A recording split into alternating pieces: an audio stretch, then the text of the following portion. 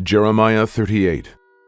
Then Shephatiah the son of Matan, and Gedaliah the son of Pashur, and Yuchal the son of Shelemiah, and Pashur the son of Malchiah, heard the words that Jeremiah had spoken unto all the people, saying, Thus saith the Lord, He that remaineth in this city shall die by the sword, by the famine, and by the pestilence, but he that goeth forth to the Chaldeans shall live, for he shall have his life for a prey, and shall live.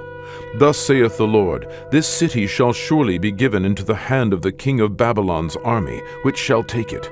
Therefore the princes said unto the king, We beseech thee, let this man be put to death.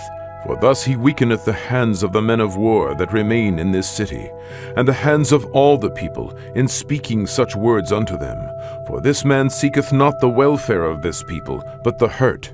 Then Zedekiah the king said, Behold, he is in your hand, for the king is not he that can do anything against you. Then they took Jeremiah, and cast him into the dungeon of Malchiah the son of Hamelech, that was in the court of the prison. And they let down Jeremiah with cords, and in the dungeon there was no water, but mire. So Jeremiah sunk in the mire.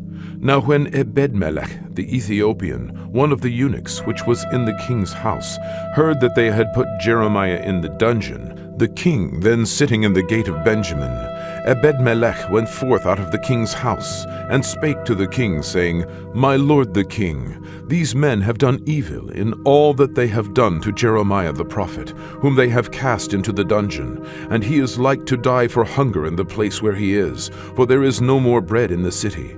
Then the king commanded Ebedmelech the Ethiopian, saying, Take from hence 30 men with thee, and take up Jeremiah the prophet out of the dungeon before he die.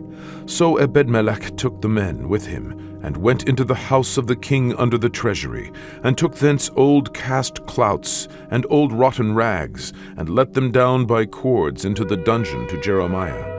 And Ebedmelech the Ethiopian said unto Jeremiah, Put now these old cast clouts and rotten rags under thine armholes, under the cords. And Jeremiah did so.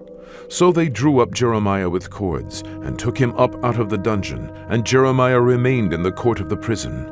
Then Zedekiah the king sent, and took Jeremiah the prophet unto him into the third entry that is in the house of the Lord. And the king said unto Jeremiah, I will ask thee a thing, hide nothing from me. Then Jeremiah said unto Zedekiah, If I declare it unto thee, wilt thou not surely put me to death? And if I give thee counsel, will not thou hearken unto me?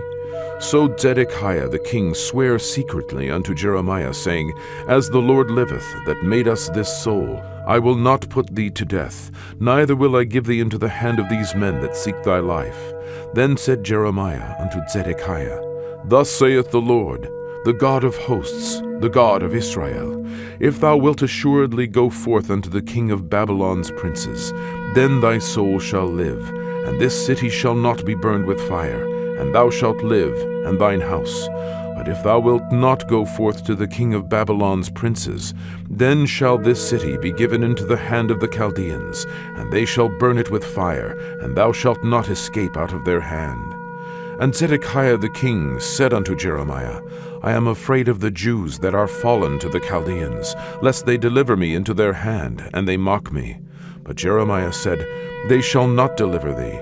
Obey, I beseech thee, the voice of the Lord, which I speak unto thee.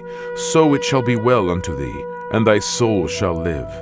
But if thou refuse to go forth, this is the word that the Lord hath showed me.